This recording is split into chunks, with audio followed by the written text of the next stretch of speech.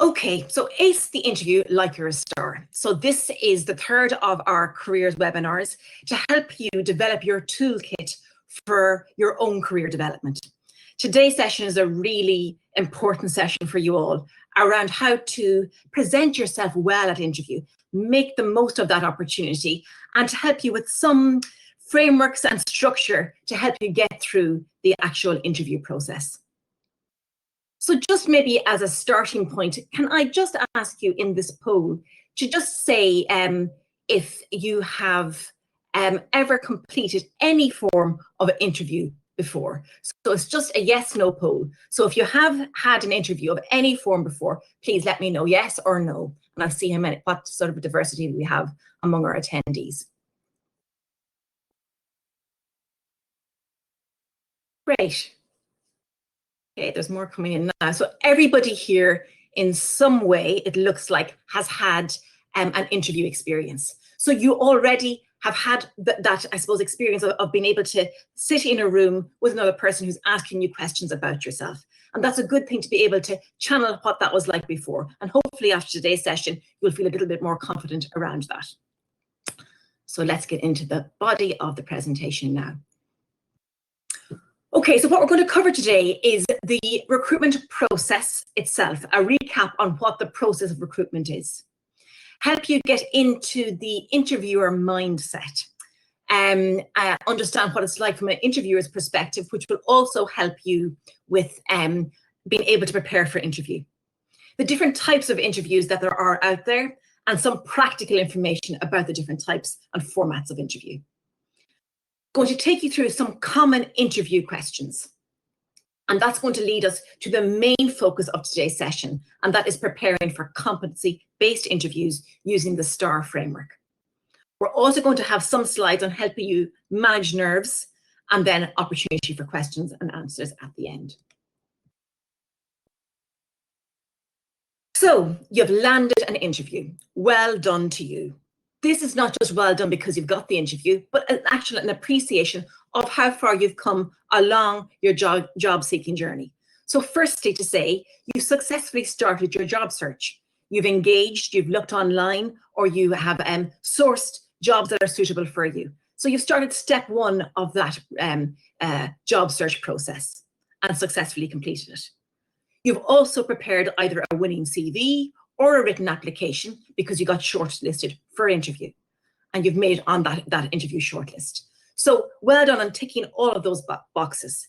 You've impressed on paper. Now the next step is for you to impress in person.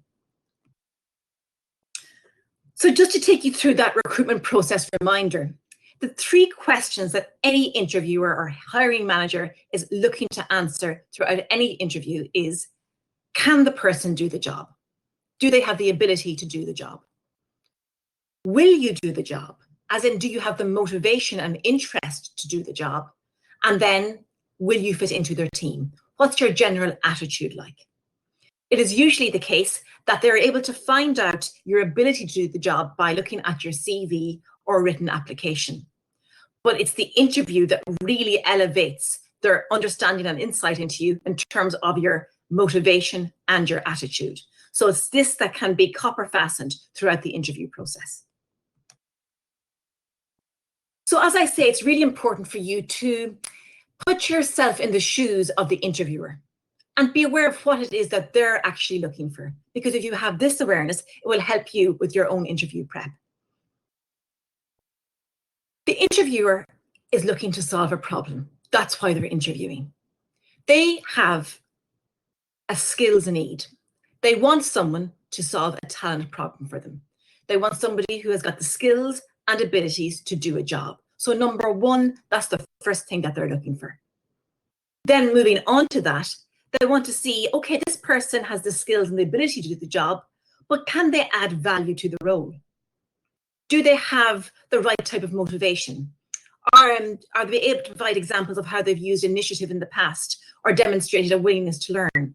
So you're not just going to be somebody who contributes to the team, but actually can add value to the team and the company. Then moving on from that, the employer or the interviewer is looking for somebody who makes the right fit for the company. You might have heard before about having the right attitude or matching the culture or the ethos of the company. Perhaps the company is a very corporate type of company who wants people who are very goal setting oriented, very organized and planned, and like to work within a global environment. If that matches you and you can demonstrate that in an interview, then they know the attitude is right and you will meet with their culture and ethos. However, if a company is more relaxed and they have a more service delivery focus, then you have to be able to demonstrate the attitude that fits that particular type of company. So bearing all that in mind, that's what the interview is primarily about. Seeing that you can actually solve their talent problem, add value to the role, and then fit within the company and the role. So the interviewer mindset. Again, I'm going to ask you to step into the shoes of the interviewer. It is really important to say from the outset, generally interviewers wish that you do well. They want you to bring your A game. They are not there to trip you up. They actually want to see you do well. So know that that is generally the approach that interviewers are going to take. They are not there to trip you up. They actually want to see and support you put the best foot forward. But they do expect you to have some baseline work done. They want you to have your homework done on the following areas. They expect you to know what the company is, what they do, their clients, their core area of service. You have to speak fluently about your knowledge around the company. They also expect as a baseline that you have an understanding of what the position you're applying for is. What are the roles? What are the duties? What are the tasks as you understand them? Questions are going to come up on this area. Again, they expect you to know yourself. Nobody knows you better than you, but it is often the case from somebody sitting on the other side of the table that you possibly don't know yourself as well as you should in terms of your skills, your abilities, and motivations. They also want you to be able to make the connection for them between why you are a good fit for the role. So they're the baselines that an interviewer would expect. And having myself sat on the interview panel, that's a baseline that I would expect any candidate to come in. I want them to do well, but I also want them to have their homework done, researched in advance. An interviewer will also trust that you're able to speak about your own relevant skills and experiences.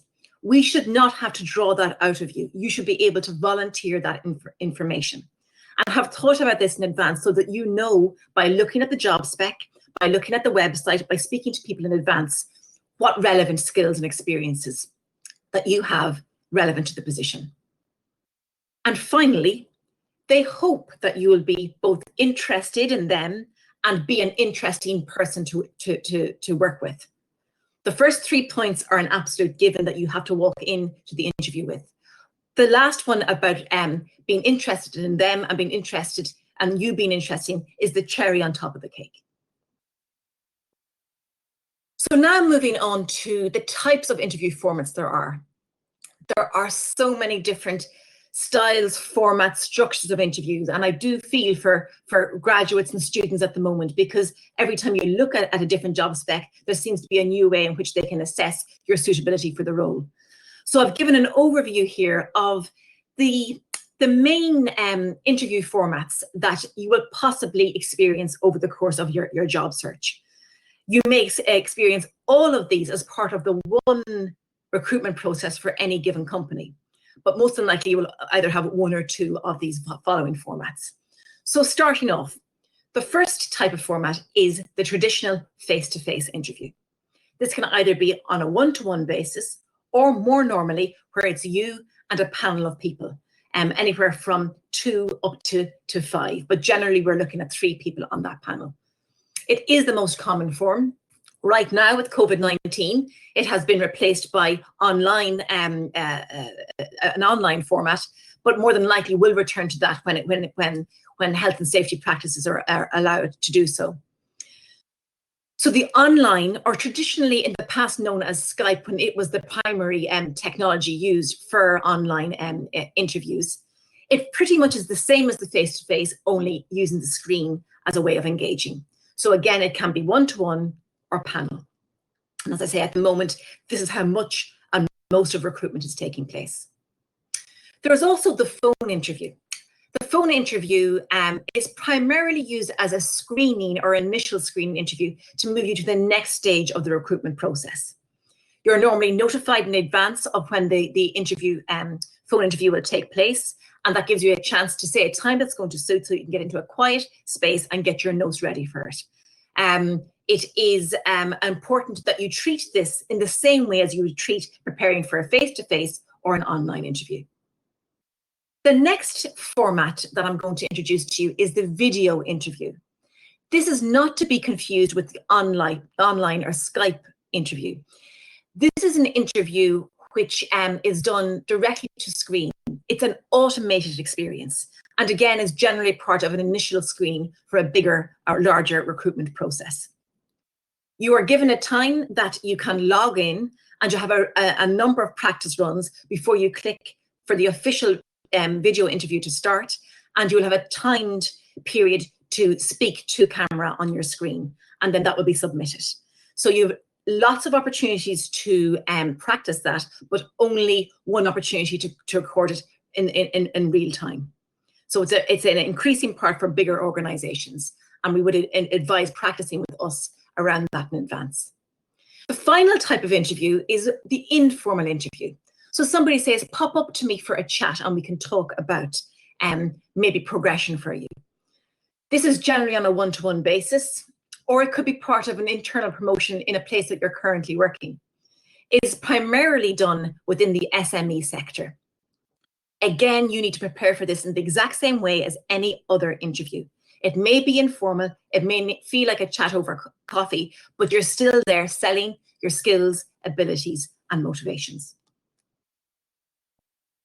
Then to delve a little bit deeper into those interview formats and look at the approaches that could be used in any of those formats. Starting off, I'll introduce you to the strengths-based interview. Strengths-based interview is an interview which is growing in popularity. This is where the interviewers or the panel of interviewers focus their questions on things that you are good at. Questions that ask you about what gives you energy, things that you enjoy doing. And they feel by helping you explore things that you're good at, or about you explaining experiences or skills where you feel that you have increased energy, they will be able to match you to the suitability of the role. As I say, it's not the most traditional, but it is growing in popularity. The next is the technical interview. This is an interview which could take place in any type of industry where there is a particular type of skill or competency that they want to assess in real time. So it is industry specific. So take example, the whiteboard interview. This is growing in popularity within the computer science and software engineering development side of things, where you would be asked to write code in front of a panel of assessors in real time.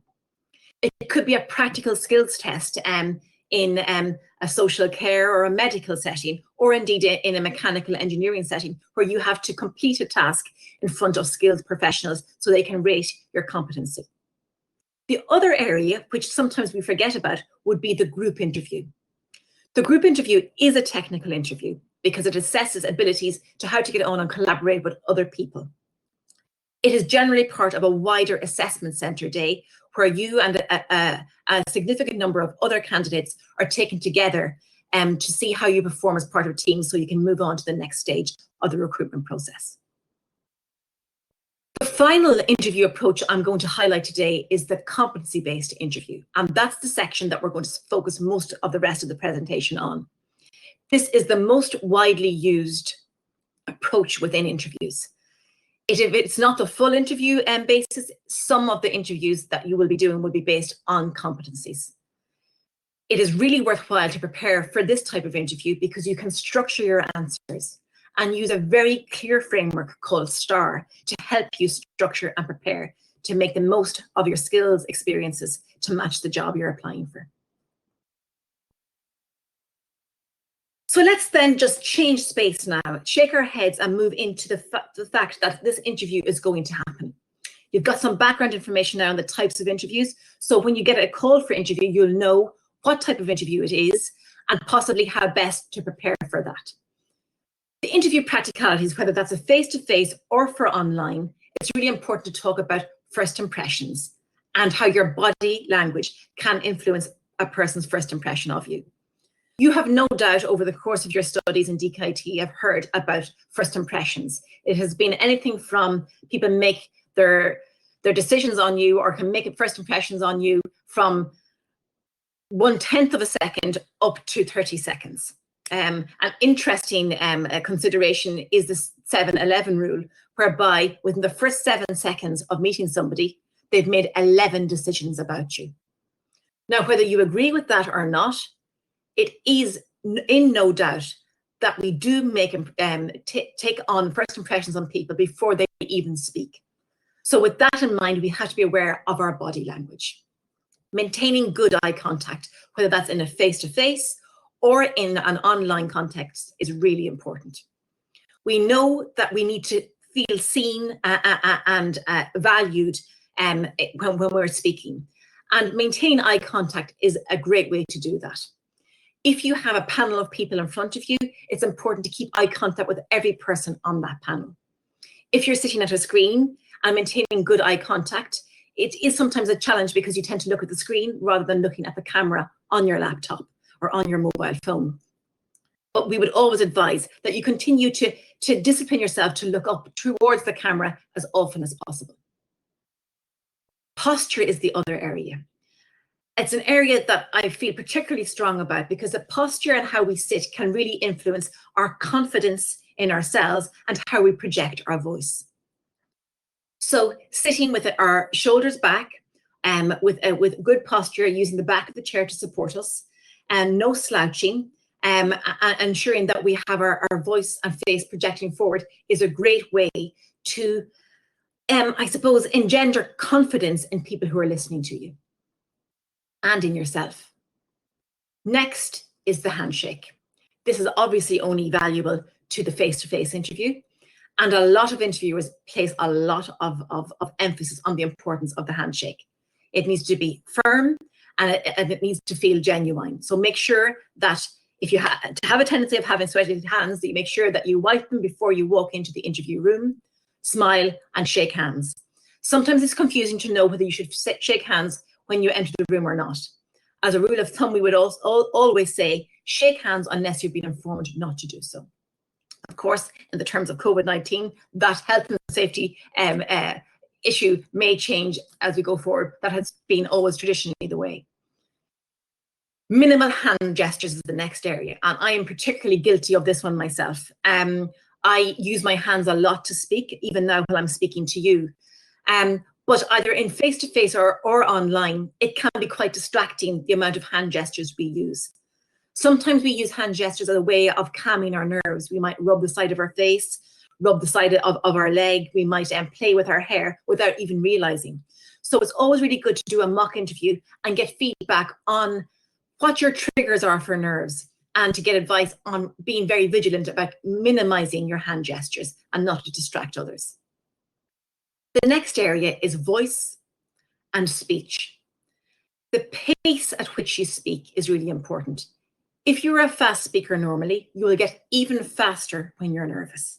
If you tend to speak slowly, you might get even slower when you're nervous. So it's important to think about the tempo and practicing how you speak. Pitch and tone are also really important. If you're speaking about something with passion, it's important to show that in the inflection of your voice. You don't need to be false or try and be a different person, but you definitely need to show enthusiasm and interest by how you use and modulate your voice. So again, this is where practice comes into play. I cannot overestimate the importance of smiling. Smiling on lots of different ways. Number one, you look more approachable when you smile, and other people feel more comfortable in your company. When you're smiling yourself, it tends to come through in your voice, and you come across as a more positive and in control person. It's not that you need to keep smiling throughout the whole interview, but very important when you come into the space of the interview first. When you're maybe describing a story, and then most definitely at the end. The importance of smiling and just reminding yourself of that, because sometimes when we're nervous, our faces really tend to give us away, and smiling can be a way to trick us into confidence. Some other interview practicalities for face-to-face and online. It's a common question for us in the Careers and Employability Centre, what to wear. It's increasingly difficult to give a very, I suppose, one-size-fits-all answer to this. But as a rule of thumb, every industry would advise smart casual. If you're going into a very corporate environment, a big industry, a multinational corporation, or an industry in finance, let's say, strategic management, those type of areas, it would be unforgivable to walk into an interview without your full suit on. However, perhaps in other industries, such as creative media, there could be a different dress code. However, we would always say smart casual. It's you who has to make the good impression. So if in doubt, go with the formal suit. You want to show that you can act professional, even if it's a type of workplace where on a daily basis you'll be wearing, let's say, jeans and trainers. The other thing to mention about your appearance is that whatever you wear or whatever your appearance is, it should not make a bigger impression on the interviewers than your interview answers. So nothing should distract more than your abilities to demonstrate your skill, your motivation, and your potential for the role. If you're online, we can think that we can possibly be relaxed in what we're wearing. Again, treat online the exact same way as face-to-face. By wearing a formal suit or a smart outfit, it actually changes our posture, and we tend to promote ourselves well and keep our posture well. So I would advise you to always maintain the same level of professionalism, whether it's online or face-to-face, and avoid showing up in the suit at the top and the shorts and the flip-flops on the bottom. Keep real to the scenario. Other interview practicalities that might be of help: logistics. Double check dates, times, locations. Ask somebody else to check it. It is often the case that we can look at a date and get our times mixed up, not sure on the location, and end up in the wrong place. So always double check that. Save the interview contact person details on your phone. You never know what could happen, and you may need to contact that person. So having it saved on your phone really minimizes the amount of stress that you could be under. Plan your route and do a trial run, whether that's face-to-face by checking out transportation or mapping your route, making sure that you've done a test run with it. If it's an online, making sure that you've downloaded the relevant software to be able to conduct the interview in advance. All this should be done in advance, not just on the eve of the interview. Arrive early. It's better to be 30 minutes early than 2 minutes late. It's better for the interviewers to be apologizing to you because they're running late rather than you having to apologize to them. Always turn off your mobile phone.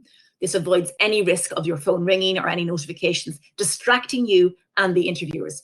Also, if you get that distraction, it can often throw you off kilter, and it's very hard to get back into the flow of the interview. Have a copy of the interview email with you, or the CV and application that you had sent on. It's useful to have that maybe if you're sitting out in a lobby and you can review that whilst you're waiting. If for any reason you can't make the interview, whether you're sick or any unforeseen circumstances, always make contact to inform them that you're unable to make it. They may be even able to reschedule for you, but if not, at least you've dealt with it in a professional way, and you might be interviewing there in the future, and it's good that they have a good record with you. Finally, and possibly most importantly, to remember, the interview starts the second you walk through the door of the premises or log onto the screen. You're on stage from that second onwards. So make sure that you know that, and that you're on your, I suppose, your best behavior and your best showcasing of yourself and your potential. This section now, we're moving into interview questions. There is one question that we're just going to focus on outside of the competencies, and that is the question that is the entry point for most interviews.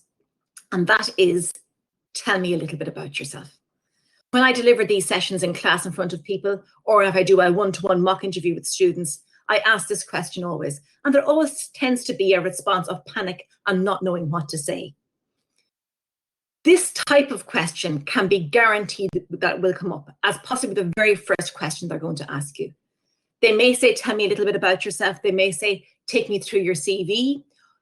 Or they might say to you, maybe you can just outline why you're here today. All of those questions still relate to this, tell me a bit about yourself.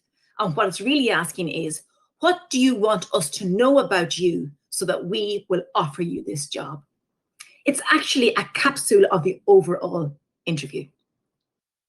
So in 3 minutes or less, sometimes you'll hear 90 seconds, you have to detail this. So it is, I understand, a daunting task, but one that you should practice, practice, practice. It's only 3 minutes, so it's not a long answer. It is just the highlights, signposting them to what it is they're going to explore further in the interview.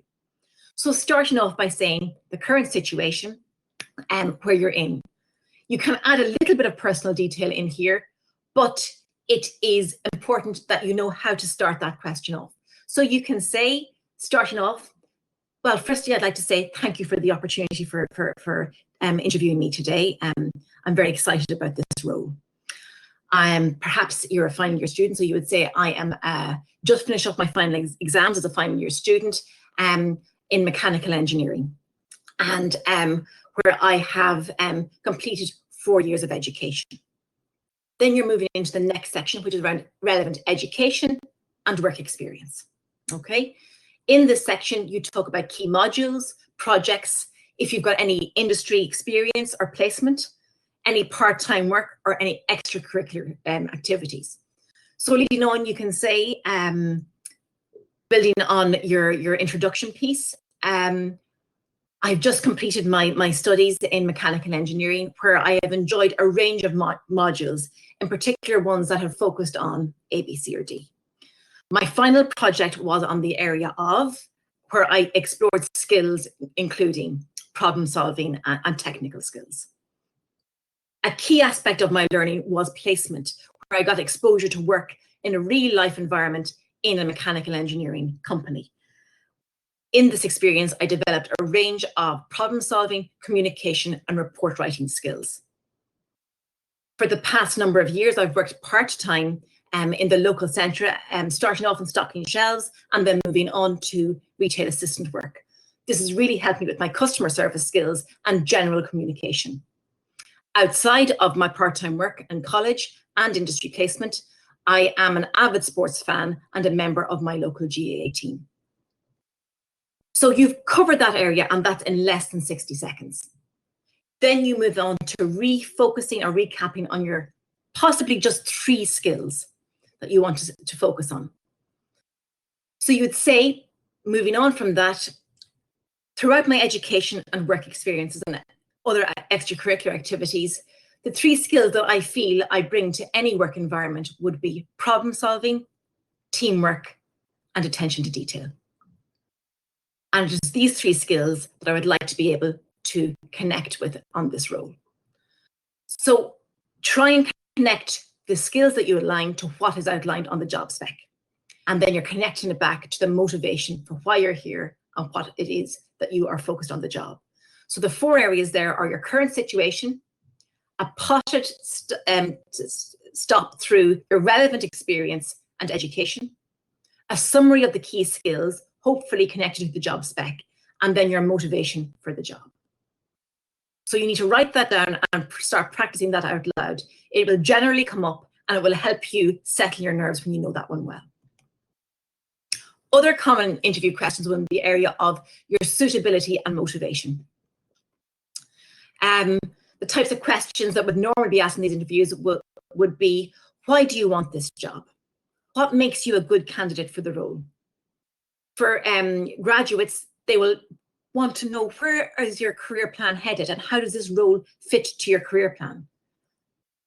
What can you do for us? So maybe that'd be for more professionally experienced people, but think about what added value can you bring?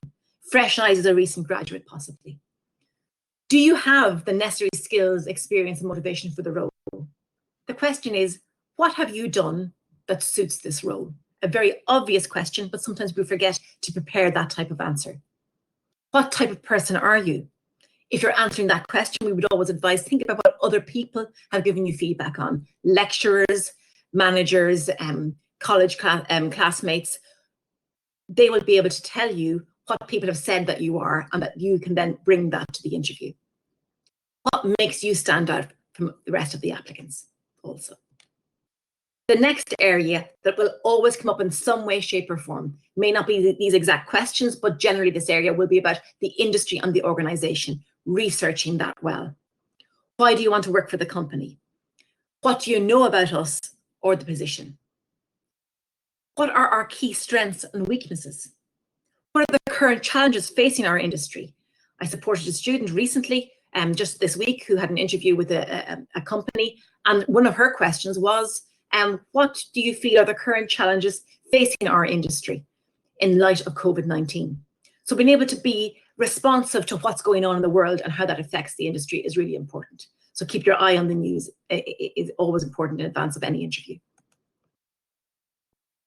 The next, we're moving into the competency-based interviews. So we can preempt the types of interviews, competency-based interviews that will come up, complex problem solving, communication style, leading teams, influencing people, what's your greatest strength. But it's in many ways, it's like throwing a dart into a dartboard and not knowing what's going to come up. There is a better way of preempting what type of questions will come up, and that is by looking at the job spec. So anybody who was at the session with us yesterday, we're using the same job spec today. In that job spec, we ask you to forensically look at what is detailed there. You can see highlighted in red, team player, managing relationships, proactive, communication. They are giving you clues to what type of questions and competency questions that are coming up. Often they're outlined very clearly with bullet points in the job spec, but we'd advise that you read every aspect of the job spec and highlight those areas. And then you can start preparing answers for those competencies because they've already told you what it is they're looking for. So let's move into the competency-based interview. The competency-based interview, what is it? I'll just go back 2 slides here. It is evidence of skills and abilities drawn from all of your previous experience. You don't just tell them what you do, you have to show how you've used those skills. It is most definitely linked to the job description. It mostly focuses on transferable skills, the soft ones like teamwork, communication, time management, but it can also be used for technical or industry-specific competencies, such as lab skills, research, or project management. You are scored on how best you demonstrated from previous experiences that you've used those skills. So that's how you're graded, and that's how the score you will get for your interview. The STAR technique is the technique to help you prepare for that. So what is the STAR technique? It is a framework to help you structure your answers for a competency-based question. STAR stands for situation, task, action, result. What you have to do is prepare specific stories or examples for when you used a particular competency. They need to be real-life, actual examples drawn from all of your work experiences. It's the evidence that they're looking for. It doesn't matter where it is that you can draw that experience from, whether that be college, work, extracurricular. They want to see how you've used that skill in practice. STAR allows you to divide your answers into very clear, concise areas, and makes you demonstrate the evidence to the best of your ability. Really, it's a reminder to you to not just tell them that you have a certain skill, but reminds you that you need to back up your answer by showing how you've used that skill in the past. So let's get into the detail. Situation. This is really the background context. It sets the scene. It needs to be an actual specific situation where you have used the skill in the past. It should take up no more than 20% of your interview answer. And if most interview answers are approximately 2 to 3 minutes. Task is the next section. And that is what you have to outline what it is that you're required to do, the overall challenge or issue that has required that skill. And on average, that could take up 10%. Sometimes you'll combine the situation and the task together into one area. So you're going to describe the background context, so that enough information that I'm in the story with you as the interviewer. And then I'm clear on what the task is that you had to do and how you're going to demonstrate that skill. Following this, you've outlined the task, then you have to take me through the steps and actions that you actually took that demonstrate that skill or competency. Each action should connect back to the competency and ensure that when you're answering these actions that you use I rather than we. Sometimes a lot of our experiences are with other people where we're collaborating in teams. We might say, we did this or the team did that. Always use I, the first person. That will take up the most of your answer, 40% of your time. So that's where you're putting in a lot of effort. Then we move on to the final section, the result. This is a summary of what happened. What was the outcome? What was the results achieved? It could have been that you won something, that you got a good grade, that you received positive feedback. We are also looking for here is the impact or reflection on what you've learned. So not just what happened, what the outcome was, but what you learned about yourself and that skill. And that's 30% of the time. So you can see that the action and the result are the main body of this answer. And the situation and task can be combined together just to give the interviewer a sense of the context. Let's take a specific example. So in our job spec, there was a need for somebody to be proactive, and that is looking for the competency of initiative.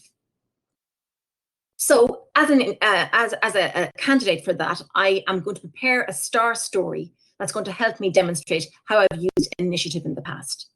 So let's look at the situation. An example, in my second year at DKT, I was a member of the Film Society. So I've taken up about 2 seconds there, and I've given information that I was in second year, I was in college, and I was a member of a society. I'd only joined that year, and there were 6 members in total at the beginning of the semester. The low membership was problematic, and we needed to recruit more students to increase our funding and enable to society to continue to run events. So I'm in the story with you as an interviewer now. I know the context and I know what the situation is. Next, I move on to clarify what the task is. So I put myself forward, put forward a suggestion to the group to host a film night for non-members. 2 members set up the event, and I planned to promote the event using social media. So now I can see that the initiative that is being taken is the use for promoting an event using social media. Then I proceed to take the step-by-step actions showing how I use that initiative. 1, I decided to create an Instagram story using a popular movie. 2, I targeted as many students as possible by contacting the student union, DKT societies, who both agreed to share their story on their social media. And finally, I secured a free room on campus for the screening. So you can see those actions demonstrate initiative in each one. And it's specific and short. And then finally, what happened? Over 500 unique views on our Instagram stories on the day it was released. 45 people attended the event, and we got 8 new members. Now, so that's the result, and now I'm looking at the impact. The impact is that we will continue to use Instagram, and I, as a person, learn the importance of sharing ideas, because that's when you can make change happen. So you can see that's an example of how you can use a previous experience to demonstrate a competency using that scenario. And you just now need to replicate it. It is a lot of work. There is no doubt about it, but you will be thankful when you're sitting in the interview that you have set time aside for this. So what you need to do now is build up your own star story library by creating stories for each competency that you can see on the job spec. Teamwork is an example. So the situation, the task, the action, and the result. So some examples you can say is when I was or during my placement as a GA coach is a great way to start, maybe the situation piece. Then moving on. So in order to address this problem, it was necessary to, and you outline what the task was. Your actions can be, I started out by, I then liaised with, I continued by developing a plan, and then finally. So you've achieved your actions there, and then you move into the result. So we achieved our goal, We also receive positive feedback, and on reflection, I've learned. So that's the framework and the model through which I'm asking you to develop your own STAR story library. What else do you need to know? You need to prepare at least one STAR story for each competency on the job spec. You can only use one story for each competency, so make sure you choose your stories well. I'm going to advise you, of course, you have to write them out, but then you need to speak them out loud. You have to hear your own voice, use technology to hear your own voice. And I would advise you to maybe record yourself on your mobile phone to hear what you sound like, or book a mock interview with the career service. Another useful tip to help you with the STAR stories and competencies is for you to have trigger words. So if you hear the question coming at you with initiative, you automatically think about, oh, that's my Film Society story. Or you hear the term communication, oh, that's my customer services story in Centra. Teamwork could be your sports story or the GA captain story. Goal setting, I know I'm talking about securing my placement. So you have to develop, as I say, your own library of stories and have trigger words to help you connect with that, because it can be sometimes like the rabbit in the headlights when you're hearing these words coming at you and you're trying to select the right story. So time needs to be put into that. So when you've all that work done, they will ask you at the end of the interview, it's over to you. Do you have any questions or comments? So it's important that I highlight to you that it is a two-way process, and you can and should ask questions. It shows respect and professionalism to have a question prepared. It shows interest in the company and in the position. Questions you can ask are around maybe the projects that you'll be working on, the tasks that you'll be expected to do, find out more about a particular scheme or training that might be exposed to, or learn more about the team. This is not the time to ask questions around money or holidays. It should really be development within the role. You need to have at least one question prepared. It is also an opportunity for you, if you feel you messed up a question midway through the interview, that you can revisit it and say with more clarity what you meant by that particular answer. Regardless, always say, I have a comment just to make at the end, which is thank you for the opportunity. And I hope that I presented myself in a way in which you feel that I would be valuable to this role. So always end in a positive ending statement, and remember to smile. After the interview, when you have just dropped your shoulders a bit, congratulate yourself. Hopefully you've thrived, but you most definitely have survived. As soon as possible, note down any questions that you were asked, because they will go straight out of your head. Reflect on how you feel you answered the questions. So note down how I felt about this. I was really happy with that answer, less happy with this one. So do take a note of that. Why? Because it is the best way to prepare for future interviews. So that's a really important tip. When you've noted that down, then the interview is complete.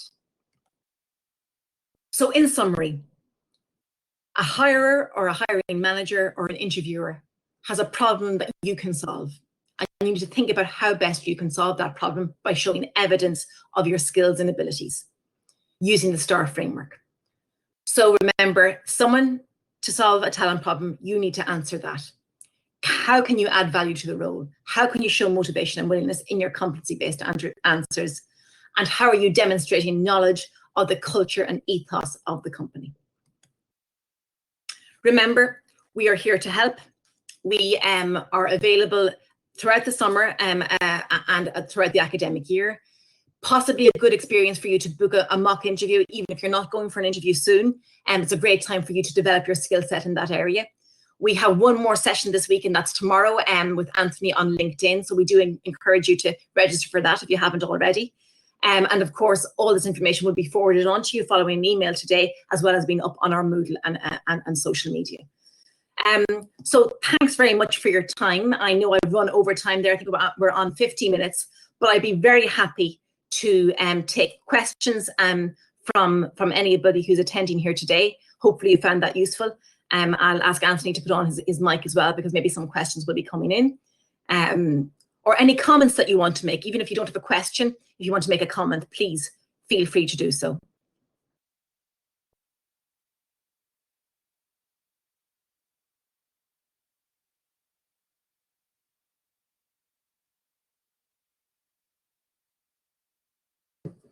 Okay, there might be some questions coming through now.